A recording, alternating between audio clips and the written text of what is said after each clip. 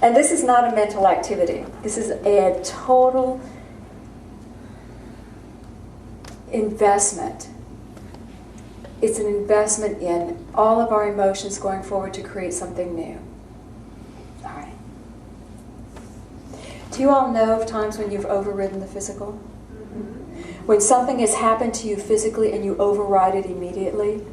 You override it and you make it through? I will share with you briefly David's story. My son, he's a new homeowner, a couple of years now. He bought this house that had a nice little above ground pool, and he's young, he loves it, this is great. And he closed the pool for the winter, and I think it was last summer he opened the pool up, might have been the summer before. And you know, he's in his 20s, he thought he did a good job closing the pool down. Well, when you take the lid off, it's all green and full of junk, and the chemicals in it are all whatever, and it's just a mess. And so he has to unplug it to drain the whole thing. So my son jumps in the pool to unplug the thing at the bottom. And he goes into shock. And his heart starts racing, and he manages to get out of the pool. Of course, he didn't unplug the thing. Mission accomplished. Got out of the pool, and he's in shock. And he's thinking, do I need to call an ambulance? His heart is in palpitation, and he cannot function. He's blurred, ringing in the head, and can't breathe. And so he immediately shifted to, I'm the Christ. I'm the Christ. He dragged himself upstairs into his house, and he managed to get into the shower and turn the water on. And he said he had to prop himself up with the walls of the shower because he couldn't breathe. And his heart's pounding, and he just kept saying, I am the Christ. God is in my body. The cells of my body are at peace. And he just kept talking to his body and affirming to his body. And it took a while. He showered off, and then he went and sat in a chair in the living room and just kept talking to his body and kept affirming, I am the Christ, I am the Christ. God is in every cell of my body, and I am health, I am health, I am health. And it took a while. And he said about sitting in the chair for about 30 minutes, he was okay. He started to calm. Well, he told me this story about a week later. And my response as a mom, I went, when did this happen? A week ago. My mind went immediately, okay, then you'll live because it's been a week, so I know you're okay. Then as a mom, I went, why didn't you call me immediately? But as a minister, I will tell you, I was proud. I was so proud because you never know what's going in people's consciousness. And he was raised in this theology, but when the button's pushed, when that trigger punches, you don't know where you're going to go. And I was proud of him as a minister. As his mom, I was relieved. I knew in my heart, because as a mom, you know the minute something happens to your kid, you want to be there. But it let me know that if anything happened, he would go where he needed to go. He would go where he needed to go. And we don't need to have a drama to hit that moment. We don't need to be forced into that, are we going to call 911 or are we going to call on the Christ? What we need to be doing is calling forth the Christ in the cells of our body now. We don't need unless you want a big demonstration. No. That is up to this. We've probably all had a lot. But can you see, we can see the power of the moment. We've all been there, all done it. Can you see the power of the moment every day? Calling forth that light into our hearts every day. And this is what they said. It's not a mental activity. It's not a mental activity. And we don't want to be the young being that we once were. I don't want to be Cindy at 20. Although she was adorable. But when I reproduce Cindy at 20, guess what else I reproduce? Her issue. But she had some issues, you know? I want to reproduce new Cindy, new higher being of light. So, this is what they ask us to be aware of about the walk of Jesus Christ. If we're going to start to mirror it, let's just take a few little insights here.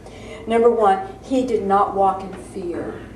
Read the text, read inside the text, go upward to the lines, read the energy. There was never fear. There was never fear. He was always in love and acceptance. Okay. Don't walk in fear. Number 2, Jesus did not take on the responsibilities of others. Let me show you how that looks in your life. Oh, Becky, let me teach you this. Oh, you didn't get it? Okay, I'm going to spend more time with you. Let me show you again. Oh, you didn't get it? Well, I'll show you again. Let me show you again and again and again, and I'm off my path until Becky gets it. Do you guys ever do that? I have now taken responsibility for Becky getting it. Jesus was a teacher. What if he stopped every crowd and made sure everybody got it? He wouldn't be doing much walking. He didn't take responsibility for whether they healed or whether they got it. He gave what he had to offer, and he said, good luck, I know you'll get it when you need it. Good luck, Beck, I gave you the best I have. You'll get it when you're ready to get it, you'll get it. You see? We're always very subtly taking responsibility for other people, and that gets us off our path. Okay? He did not walk in fear. He did not take responsibility for others. Also, he kept his vision on himself. What is the question about the lower chakra, lower consciousness? Who am I in this world? Isn't this a good question to keep in your mind at all times? Because it keeps your focus on you. Who am I in this world? What is my spiritual? Who am I in this world? He always referenced back to himself. Not, oh, how do I fit in here? But how am I supposed to act here? What's my job here? There were times he didn't speak a word. It's not my job today. There are times he spoke all night. Do you see? Who am I in the world? Do you realize that you don't look at yourself that way? And that's keeping your sense of self awake. That's what that's about. The other thing they said, Jesus remained hopeful. You can see what is, and you can know what can be. And you can go either direction. Do you watch the news? You see what is. A portion of what is. You know in your heart what can be. Now, given just that little example, you can go either direction. You can go, oh, it's all going downhill. Nobody's getting it. Or, and we've all been there, yes? Or you can go the other direction and say, oh, well, there's still hope. There's still hope that people are getting it. Look, somebody else got that. Always go back to you. Do I have a roof over my head? Is there food in my fridge? Am I happy? Am I safe? Okay, things are good. Now there's hope that the world can have the same experience. And this is what they said. Hope opens the heart to love. Hope will always lead to love. The other, if you go down, get dismal, where are you leading? To fear. Keep the heart to hope. You can see what is. That's fine. You can see what can be. That's fine. We do this with our relationships. We marry somebody because we see what can be. Then we have to deal with what is. And we have the choice to stay high or to go low.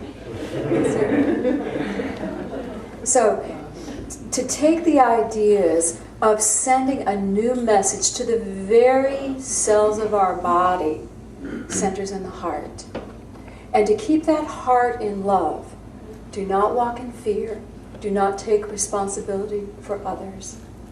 Keep your vision on yourself. Keep your vision on yourself. What is this to me? Do I belong here? Do I not belong here? Is this for me? Is this not for me? Keep your vision on yourself, your sense of self. And stay hopeful. That will open the heart. And then the last is to take the divine message, I choose to rejuvenate and to call in the consciousness of God into the very cells of my body as they duplicate perfection. I know this is big homework. But let's give a go in the moment. See how it feels. So if you put your feet on the floor.